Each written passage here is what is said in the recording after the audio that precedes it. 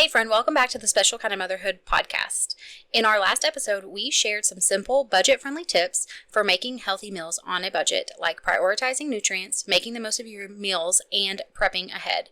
Today, we're going to be diving into 2 more key strategies that are going to help you feed your family nutritious meals without having to spend a ton of money. So let's get started. Hey friend, welcome to the Special Kind of Motherhood podcast. If you're a busy mom looking for easy ways to live healthier, feel better, and take care of your family, you're in the right place. We are here to make healthy living easy so you can feel your best while caring for those you love the most. Let's dive in. Okay, so we covered the first 3 last week, and if you have not been able to listen to that episode, head over and check it out. I will also link it down below in the show notes. And we're going to go ahead and get started on number 4. Number 4 is going to be to become a savvy shopper. This is probably one of my favorite ones. I personally love finding a good deal, and whenever I can find good, healthy food for my family at a cheaper price, it is just one of my favorite things. So when it comes to eating healthy on a budget, becoming a savvy shopper really is key. Knowing where to shop and what to look for can make all the difference in how far your dollars are going to go. Start by seeking out more affordable places to buy your groceries.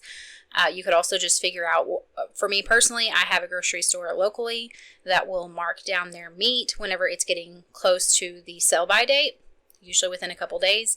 They will mark it to half off. So I will, whenever I know our freezers are getting lower on meat, I will go and I will stock up on whatever meats we need and just keep an eye out for it to go on sale. You could also obviously check out your sales flyers and try to find meat that is on sale. I personally find that meat can be a pretty big chunk of the budget, especially when you are pretty protein heavy in your diet. So that's something that has really helped me. You can look for even like a farmer's market. You could see if you have local friends who are selling their produce possibly from their gardens. Things like that could also be an option. And also just getting familiar with what is around in your area, just figuring out what are the options that are available to you, because there might be some hidden deals that you just didn't realize were there. And it does take a little bit of time up front, but once you can figure out some really good places and some consistent areas where you can find good deals on your food, then that time that you put in up front is really going to pay off in the long run. So you could also do things like stocking up whenever things go on sale, especially if we're looking at shelf-stable items or items that you can freeze. Getting a vacuum sealer and freezing your meats can be really beneficial too. You could stock up on your grains and pantry staples whenever you notice a sale. I also personally will stock up on butter and freeze it whenever it's at a good price. Discount grocery stores are another option. And this is one, we actually have one locally, and they obviously have their discount groceries, which I always just encourage you, check the dates, make sure everything looks good. We've never really had any issues as long as we buy within date, but they also have their bulk foods there, and I can find, depending on what I'm needing, I obviously encourage you to price check, look at your price per pound and your unit price to see, but depending on what I'm getting, I can find some pretty good deals there in their bulk supply section as well. And also, like I mentioned earlier, don't forget to check out farmers markets, or you could look for like a CSA, which is a community supported agriculture.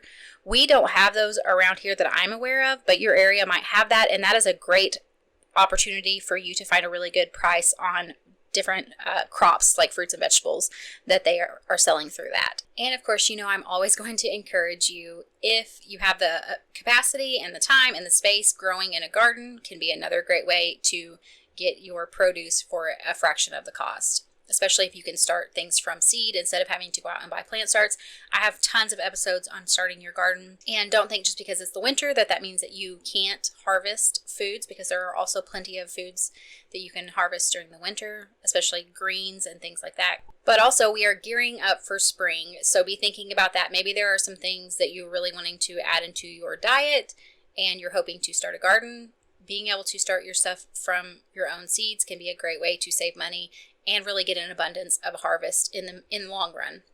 Okay, so as far as what to buy, really focus on cost-effective foods that pack in the nutrition. That's going to be the goal. So things like dried beans, frozen fruits, frozen vegetables, those are going to be great pantry staples. You could also obviously keep canned beans on hand as well. If you have certain grains that you really like, you could do that. I typically will keep, there are sprouted oats that I get for my kids because I make them a protein granola bar that I have found is a pretty good source of a lot of protein and fat for them. So finding those things that you use consistently and seeing if you can get a deal on them and then keeping those on hand is going to be really helpful, especially if you can find those on sale and purchase them at a higher quantity so you can continue to use them at that cheaper price. You can also focus on grains, different grains like rice. If that's something that your family really enjoys, I would definitely recommend going with brown rice if at all possible. But those are different things that you can really focus on. And then the other thing about this is to really focus on buying within the season, if possible, because that is when you are going to find that things are marked down in the store. So for instance, buying apples in the fall, you're going to find a much better deal on apples whenever you're buying at that time. Buying avocados in the winter, buying lemons in the winter.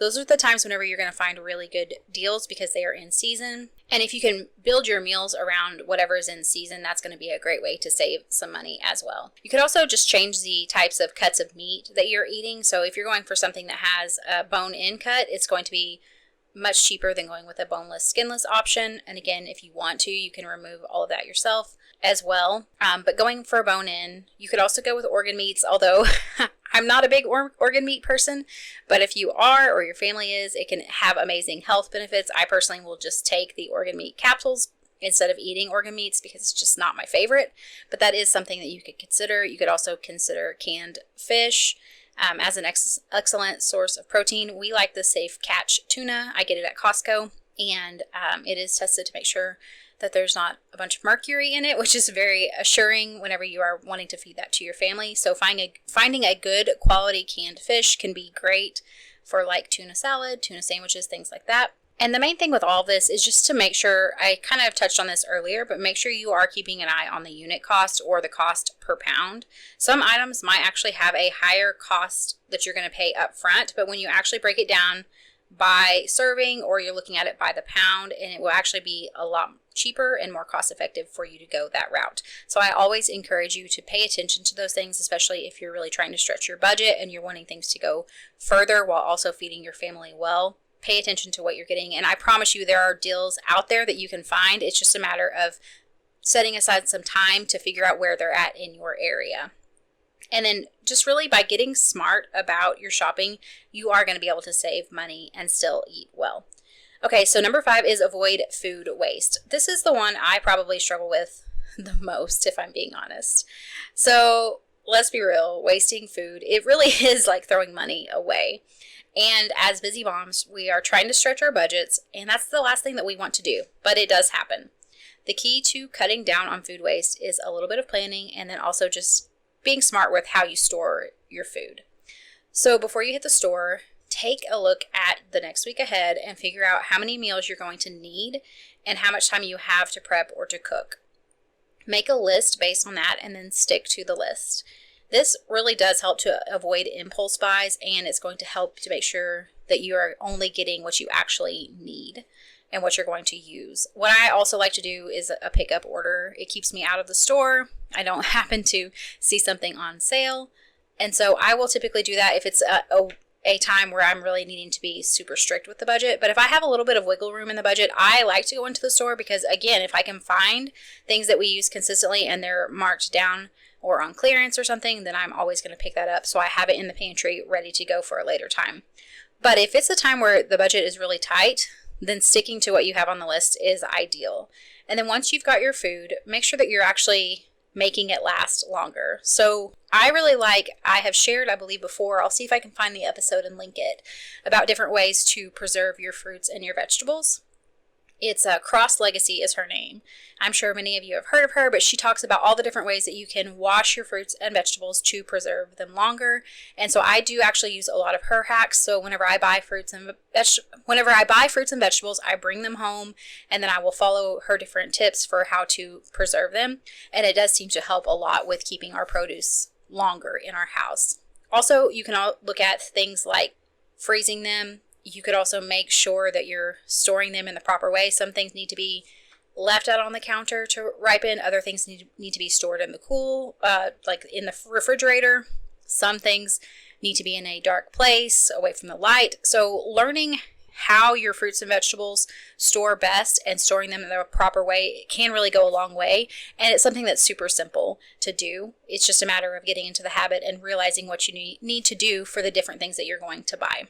So you can also, if you notice that things are starting to ripen too quickly, making sure that you're making a plan to use those up is a really smart idea. And then for longer term storage, like I've mentioned before, I think in our last episode, when you have leftovers or food that you know is not going to be eaten before it's going to go bad, then pop it in the freezer. And just put it in an airtight container or a resealable freezer bag if you want, whichever works for you. And then store it in the freezer. Most things they can store up for 3 to 6 months. If you aren't sure what it is, or you're not sure if you're going to be able to tell later, I encourage you to make sure you label it. Otherwise, it's just going to end up like a mystery product that nothing ever gets done with it, because you look at it and think, I don't know what this is. So if you can make it easy on yourself that right away you know what this thing is, then that's going to help you in the future when you're looking through your freezer to actually want to utilize that thing, because it's taking out the extra work of having to try to guess what that is. And I think that can be really helpful. And then if you're wanting to preserve things for even longer, you can do things like pickle them, you can make jams, you could even dehydrate or ferment your foods. And depending on the method that you use, this can last for months up to years. We have a dehydrator. I really like using it. I utilize it, especially in the summer months. Whenever it comes time to preserve, I like to dry out peppers. I will dehydrate peppers, and then I will make a pepper powder out of it. I also will dehydrate a lot of our herbs and things like that. So being able to dehydrate can be a great, simple way. And what I really like about dehydrating is it's super hands-off, because once I put it on the tray, I don't even have to think about it really until it's done, other than occasionally checking on it to see if the food is already dried out. But obviously you can also do canning. I personally have an electric canner. I also have a water bath canner, and I like both of those methods. They can work well. And then you can keep it super simple by just vacuum sealing. That's another option that we have here. We don't utilize it as much as we used to, because we typically go through our meat faster now. But especially for meat, if you're going to be wanting to store it for longer, taking the time to vacuum seal it can be really helpful. It's going to help that to last longer and hold up in the freezer. So taking that time can be helpful as well, just to go ahead and vacuum seal it. And if you have the freezer space, one thing that I really encourage, I like the book. It's called Freeze Fresh. I will also try to remember to link that below. And she goes through all the different things that you can freeze and the best way to freeze them. I do really like that book. So if that's something that you're interested in, I definitely encourage you to check out all of her stuff. I have the book and I have enjoyed that as well. And that can give you a little bit more information on the best way to freeze your various produces, just so that you know you're getting the best quality out of them, and so that whenever you go to use them again, they really taste fresh, hence the name of the book. So really, with just a little bit of effort up front, you can avoid wasting food and then make sure that you're getting the most out of every purchase, which really is the goal. Okay, that is all for today. So we have covered how to become a savvy shopper and reduce food waste, which are the 2 additional ways to help you eat healthy without stressing out your budget. Remember, it really is all about making smart, sustainable choices. You don't have to do everything perfectly. Just take one small step and get started. I would love to hear from you. Reach out to me if you have any other amazing tips that you want to add to this list. I'm always looking for new ways to save money. So I hope you guys have a wonderful week, and I'll see you back next time.